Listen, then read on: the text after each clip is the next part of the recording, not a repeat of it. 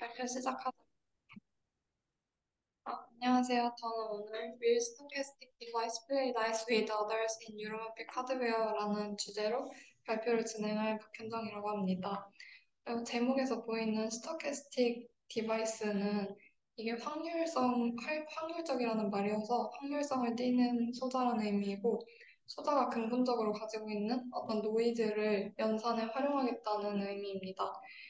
이 분야는 아직까지 연구가 거의 이루어지지 않은 분야이고, 그리고 또 이 기사에서는 어떤 이런 확률적인 소자의 구체적인 동작 메커니즘을 다루는 것은 아니고, 확률적 소자의 어떤 특성을 고려를 해야 뉴로모픽 컴퓨팅에 이용을 할 수 있을지 그런 시사점들을 소개하는 것이기 때문에 발표 내용 자체는 좀 추상적으로 느껴질 수도 있을 것 같습니다.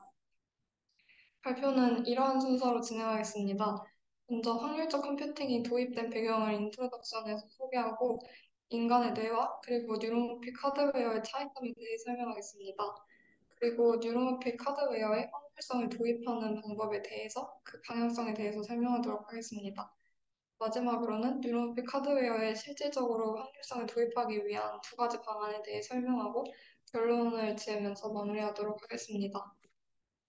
먼저 그러면 스토캐스틱 컴퓨팅이 도입된 배경에 대해서 설명하도록 하겠습니다. 일단 뉴로모픽 컴퓨팅을 처음 들어보시는 분들도 오늘 많을 것 같은데 이 뉴로모픽 컴퓨팅이 무엇인지 간단히 소개를 하면은 뉴로모픽 컴퓨팅은 뇌가 연산을 하는 방식을 다양한 접근 방식으로 모방을 해서 실제 사람의 뇌의 어떤 우수한 효율과 그리고 우수한 계산 능력을 모방을 하려고 하는 그런 시도입니다. 근데 이제 지금까지의 뉴로모픽 컴퓨팅은 사실 이 사람의 뇌를 모방을 할 때 정확하게, 그러니까 어떤 연산 결과를 정확하게 내는 것에 되게 집중을 해왔고, 근데 실제로 인간의 뇌에서는 노이즈라는 것이 되게 중요한 역할을 하는데, 이것에 대해서는 별로 집중적으로 연구가 이루어지지 않았습니다. 그래서 이 노이즈를 뉴로모픽 컴퓨팅에 활용하는 방안이 거의 연구가 안 됐다고 했는데, 오히려 지금까지 뉴로모픽 컴퓨팅은 어떤 디바이스 투 디바이스 베리에이션이나 아니면 노이즈 같은 것들을 최소화를 하는 방향으로 연구가 진행이 되어 왔고, 실제 투자 제작을 할 때도 이것들을 최소화하기 위해서 매우 많은 비용이 투자되고 있습니다. 근데 이런 식으로 디바이스 투 디바이스 베리에이션과 노이즈를 최소화하는 방향으로 실제 소자를 제작을 하고 나면은 실제 컴퓨팅 시스템에서는 어떤 몬테카를로 샘플링이나 아니면 확률적 최적화 같은 이런 알고리즘을 구현을 하기 위해서 다시 어떤 난수 생성을 필요로 할 때가 매우 빈번하게 발생을 합니다.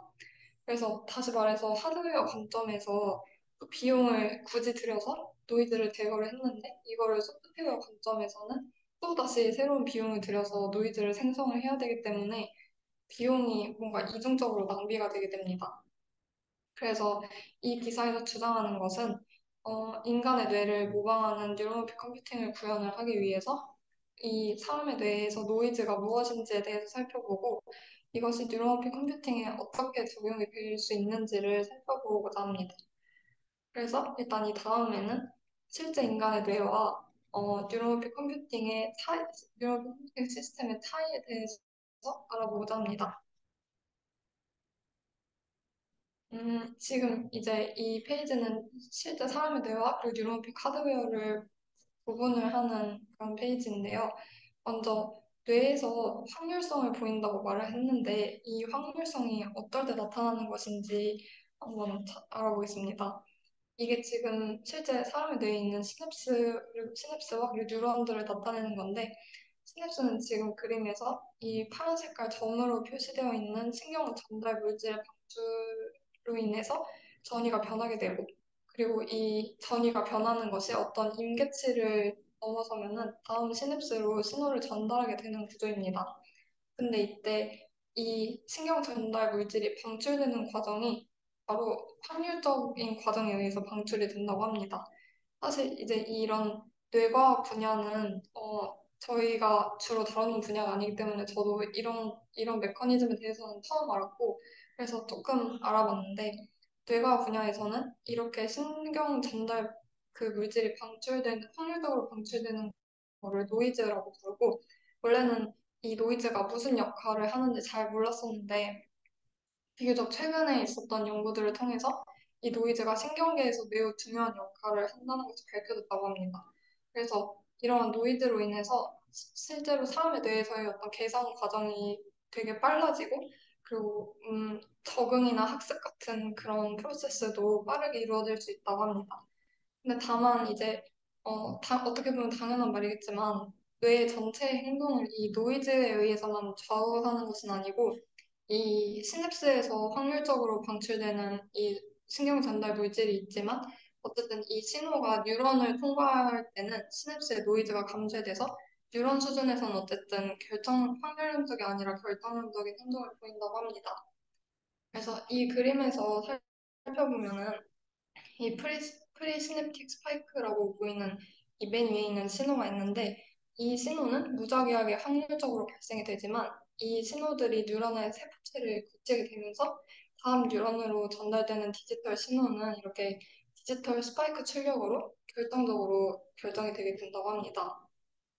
사실 저 이 부분을 알아보면서 무작위한 스파이크 출력으로부터 어떻게 이런 특정한 신호가 출력이 되는 것이 결정이 되는지 그 메커니즘을 잘 이해가 안 되는데, 그래도 일단 제가 이해한 만큼만 설명을 해보자면, 일단 이 시냅스 소포 방출이 확률적이라는 거는 이미 연구가 많이 돼서 확정적으로 알려진 사실이고, 그래서 이 시냅스 자체의 거동은 확률적이기 때문에 이거의 정확도는 매우 낮지만, 입력을 받는 뉴런이 수많은 시냅스로부터 입력을 받게 되는데, 이제 이 모든 것을 합치면 모든 시냅스 중에서도 어떤 특정한 시냅스는 다른 시냅스보다 신뢰성이 높다고 합니다.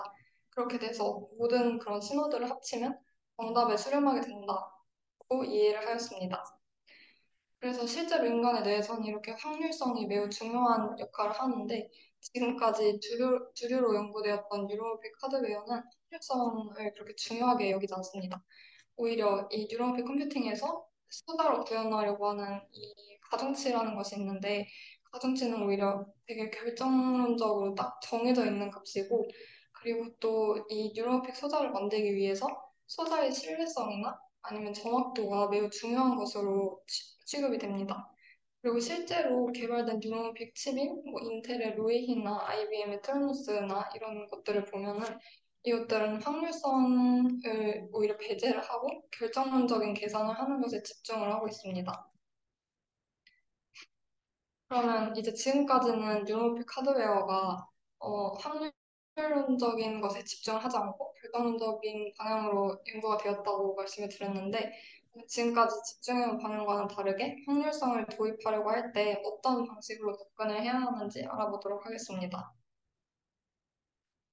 먼저 이 뉴런픽 하드웨어를 이 하드웨어에 확률성을 도입을 하려면 크게 두 가지 단점이 존재합니다. 먼저 첫 번째는 현대 인공지능 알고리즘과의 호환성이 매우 부족하다는 것입니다.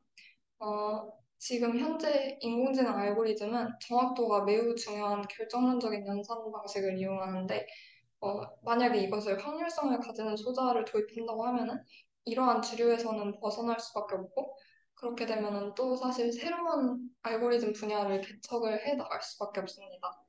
그리고 또 두 번째 단점은 효율성의 문제인데, 만약에 앞에서 사실 지금까지 저희가 하는 결정론적인 접근으로도 충분히 연산을 할 수 있는데도 불구하고 이것을 확률론적으로 접근을 하려고 하면은 뭐 어떤 문제에서는 좀 더 효율적일 수도 있겠지만 어떤 문제에서는 오히려 효율성이 떨어질 수가 있습니다.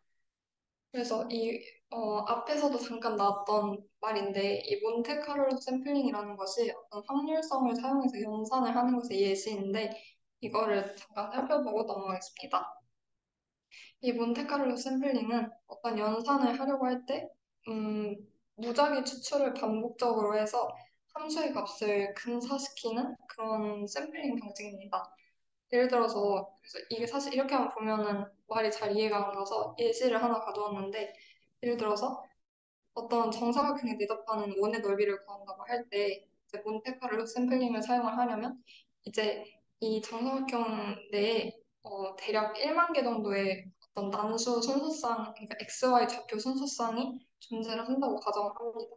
그리고 이제 그 1만 개의 순서상 중에서 무작위로 XY 좌표를 몇 개를 추출해서 그 난수 순서상이 이 원의 범위에 포함된 비율을 계산을 하면은 원의 넓이를 근사시켜서 구할 수가 있습니다. 이런 식으로 표현을 할 수가 있습니다. 그래서 원의 넓이는 일단 사각형의 넓이에다가 점을 내가 임의로 뽑았을 때 이 점이 원 안에 포함되어 있을 확률을 곱하면 얻을 수가 있습니다. 근데 이렇게 했을 때는 사실, 어, 정확성 자체가 이 샘플의 개수에 의존을 하고, 그리고 또 샘플이 이렇게 지금 그림처럼 균일하게 분포하고 있을 수도 있지만, 균일하게 분포하지 않을 경우에는 또 매우 비정확하게 추출될 것이기 때문에, 이런 경우에는 결정론적으로 계산을 하는 것보다 정확도 측면에서 매우 비효율적일 수가 있습니다. 근데 그래도 중요한 게 이 확률성을 이용을 한다고 쳐도 간단한 문제를 푸는데 때로는 결정론적인 접근 방식보다도 더 비효율적인 방식이 될 수 있다는 점이 해결해야 될 단점 중에 하나입니다. 근데 이러한 어쨌든 단점들이 있긴 있지만 이런 단점들에도 불구하고 확률적인 관점을 뉴로픽에 수용을 하려는 시도들이 이루어졌고 실제로도 많지는 않지만 몇 가지 연구들은 이루어졌습니다. 그리고 우리가 이런 측면에서 연구를 계속 시도를 해야 되는 이유 중에 하나는 음, 지금 현대의 컴퓨팅 패러다임이 대부분 이제 확률적이 아니라 결정론적인 방식을 사용을 하는데 이것이 확률성을 가지는 알고리즘에 대한 관심 자체가 부족해서가 아니기 때문입니다. 예를 들어서 이제 앞에서 소개했던 이 몬테카를로 샘플링 기법은 재무나 아니면 뭐 입자 물리학이나 그런 분야에서 연구를 할 때 사용이 되고 있다고 합니다. 그러면 이제 이 밑에서는 앞에서 봤던 그런 결정론적 프로세서 그리고 확률적인 프로세서의 차이를 간단히 알아보겠습니다. 먼저 결정론적인 프로세서는 우리가 그냥 지금 현재 쓰고 있는 프로세서라고 생각하면 됩니다. 예를 들어서 앞에서 이제 정사각형에 내접하는 원의 넓이를 구할 때 계산식을 세우고 그렇게 하는 어떤 방식 자체는 복잡하겠지만 함수를 내가 세워서 계산을 한 번만 하면은 하나의 정확한 답을 얻을 수가 있습니다. 음, 반대로 이렇게 확률론적인 프로세서에서는 문제의 답을 구하기 위해서 계산 집약도를 굉장히 낮춰서 하는 알고리즘을 사용을 하는데 계산 집약도가 낮은 알고리즘을 사용하는 대신에 굉장히 여러 번의 샘플링이 필요합니다. 여기서 여러 번의 샘플이 필요하다는 말은 앞에서 원의 넓이 구할 때 순서상의 개수가 여러 개가 필요했는데 그런 식으로 샘플을 여러 개 추출을 해야 한다는 의미입니다. 그리고 또 계산 집약도가 낮다는 것은 계산 한 번의 계산이 간편하다는 뜻인데 정사각형에 내접하는 원의 넓이를 구하기 위해서 어떤 지금 결정론적인 프로세서처럼 복잡한 계산식을 쓰는 것이 아니라 그냥 순서상을 추출하고 그 확률만 계산하면 되기 때문에 계산 집약도는 낮다고 할 수 있습니다. 그래서 이 확률적인 프로세서는 샘플링이 여러 번 필요하다는 단점이 있지만 그래도 결정론적인 프로세서에 비해서는 연산 강도가 낮아서 산술이 되게 간편하다는 장점을 갖고 있습니다. 그러면 이제 실제로 이런 확률성 뉴런급 컴퓨팅에 도입하기 위해서는 어떤 이제 랜덤 소스를 발생시키는 장치를 구현을 해야 하는데 이것들을 구현을 할 때 어떤 것들을 고려해야 하는지를 알아보겠습니다. 먼저 첫 번째로는 이 확률적인 소자를 뉴런급 컴퓨팅에 통합을 하기 위해서 한 단타를 보는 게 아니라 전에서의 고려를 해야 합니다.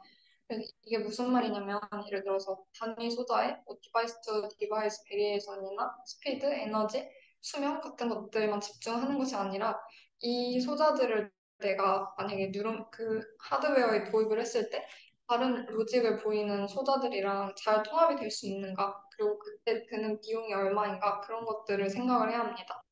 그리고 또 두 번째는 이제 모든 연산을 확률적인 장치를 도입을 한다고 해서 모든 연산을 그 장치로 도입을 할 확률은 매우 적은데 그러면 이제 기존에 있는 예를 들면 그냥 시모스 소자들이랑 그리고 새롭게 도입하는 확률성을 띠는 소자들을 어느 정도의 수준으로 통합을 할 것인지 그런 레벨도 결정을 해야 합니다.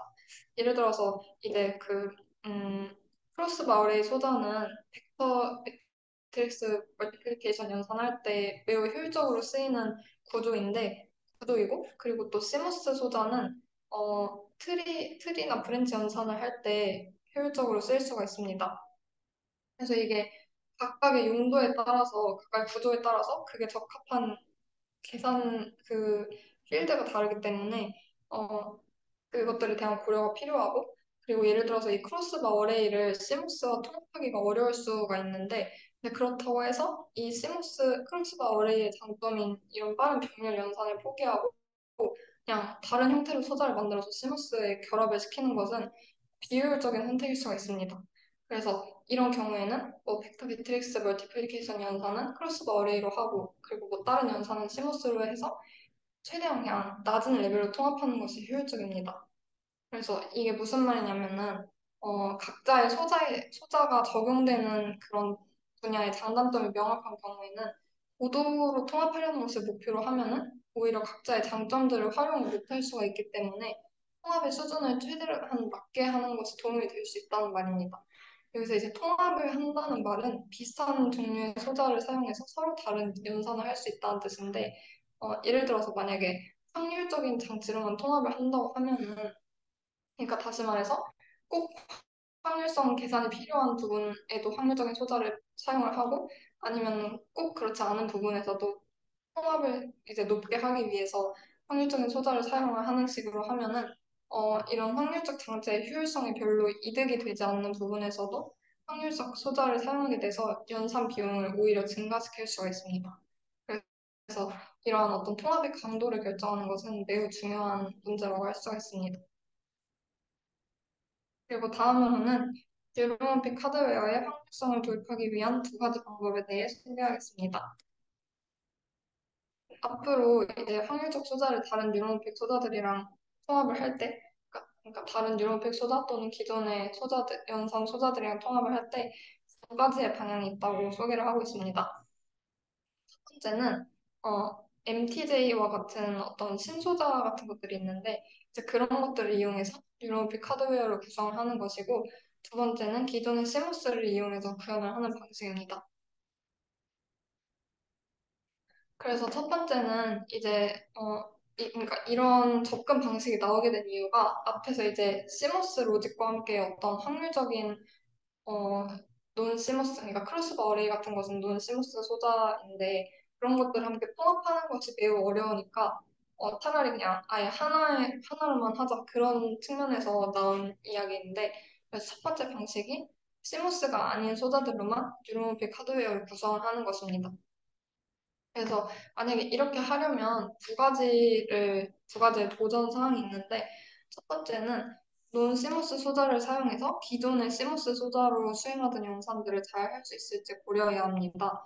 예를 들어서 로지컬 함수나 조건부 함수, 덧셈과 같이 기존의 시모스 소자로 수행하던 연산들을 논 시모스 소자에서 어떻게 잘 구현을 할 수 있을지를 고려해야 합니다. 그리고 이렇게 할 때는 새로운 신규 수다로 어떤 연산을 할 때 정확성이랑 효율성 사이에 그런 트레이드오프 관계를 고려하는 것이 중요합니다. 그리고 또 두 번째로 고려해야 될 사항은 단위 소자 수준이 아니라 회로 수준에서 구현을 할 때 발생할 수 있는 문제점들에 대해서 고려하는 것입니다. 예를 들어서 크로스바 어레이 형태의 뉴런픽 소자를 처음에 연구할 때 이제 어레이의 크기가 점점 커지면서 그 소자가 오프 상태일 때도 전류가 흐르는 스니크 패스 문제가 점점 커졌고, 그리고 이제 이런 문제를 해결하기 위해서 접근 트랜지스터를 하나 더 매달아서 원팀 원R 구조로 쓰는 그런 방식이 나왔는데, 이렇게 하면은 기존에 되게 스케일링이 용이했던 장점이 사라지고 스케일링 다운이 어렵게 된다는 단점이 생겼습니다.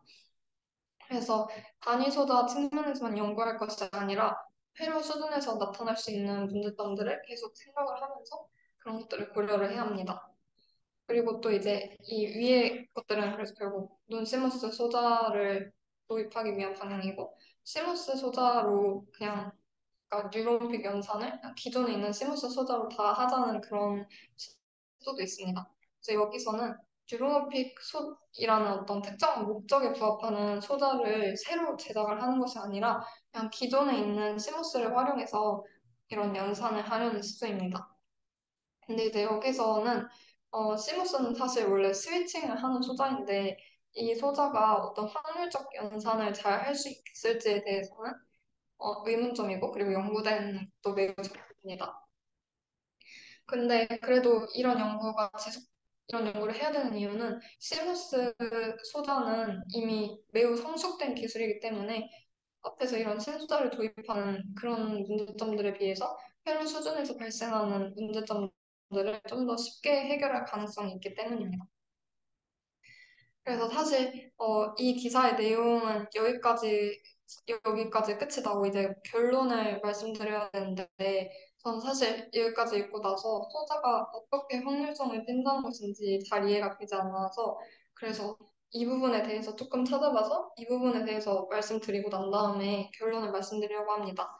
앞에서 이제 확률적인 컴퓨팅을 구현할 수 있는 소자 중에 이제 논시무스 소자로 하는 것 중에 MTJ라는 소자가 있다고 잠깐 말씀드렸는데 이 MTJ가 뭐냐면 여기 보이는 이 소자가 MTJ의 구조입니다.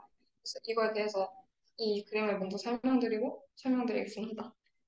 이거는 for type of bit라고 제목을 붙여놨는데 이거는 컴퓨터가 비트를 표현하는 네 가지 방식에 대해서 나타내고 있습니다. 그래서 이 A 그림은 현재 쓰이고 있는 플래시 구조로 게이트에 쌓인 전화에 따라서 0, 1이 할당이 되는 구조입니다.